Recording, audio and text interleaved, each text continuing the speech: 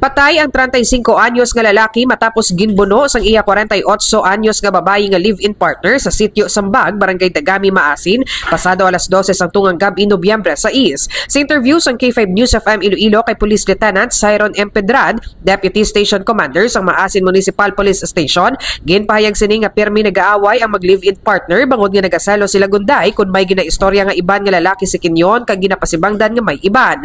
Antes pa man natabo ang krimen, nag-updanay pa sa pag-inom-inom ang magkahagugma apang sang nahubog ang naang mga ini, nagsukmatanay sila kag ginapalayas ni Kenyon sila gunday sa ila balay apang nagpakatiga ang biktima.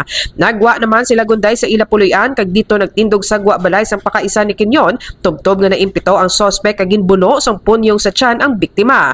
Gindala pa sa health center sang Kabatuan sila gunday apang bangod nga patal ang naang konsini, ginrefer ini sa Western Visayas Medical Center sa syudad sang Iloilo apang pagka alas 5 sang kaagahon gindeklarar ini nga wala na sang kabuhi. Nahibaluan nga wala naman nagwa ang dugo sa tiyan nila gunday nga posible gintunaan sang iya kamatayon. Sa interview naman kay Kinyon, ginpayag sini nga napuno na siya sa pagpasibangod sa iya nila gunday nga may iban nga lalaki. Dugang pa sini nga nagapangakig sila gunday kung may makaupod ini nga lalaki sa ilimnan kag kung may mabatian nga tingog sang lalaki sa radio handset ni Kinyon nga nagatrabaho naman bilang tanod sang ila barangay. Suno naman sa pamilya nila gunday nga 3 ka beses na nga ginbuno ni Kinyon ang biktima sa subong nga tuig. Samtang kaso naman nga murder ang i-file bato kay Kinyon nga nakahunong na sa Maasin Municipal Police Station.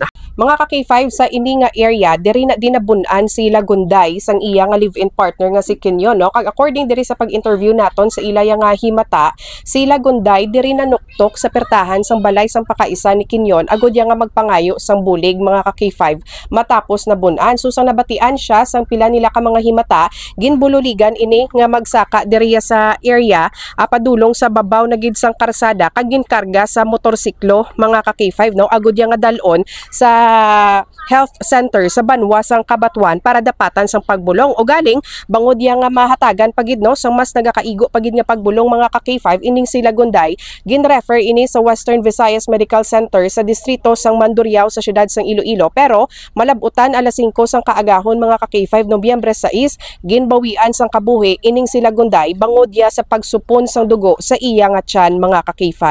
Ini si ka-K5 Karen Badilla para sa Kampiyon nga Balita, Serbisyo Publiko kag Kalingawan sa Iloilo. K5 News FM. This news is brought to you by: do you feel tired all the time? Do you have frequent infections? Do you have always cold? It's a sign of low immune system. Boost your immune system with Clinica D3 Bio, antibacterial, natural antioxidant, immune system booster. Clinica D3 Bio has vitamin D3, lauric acid, and monolurine to fight against all viruses. Try Clinica Vitamin D3 with Coccus nocifera.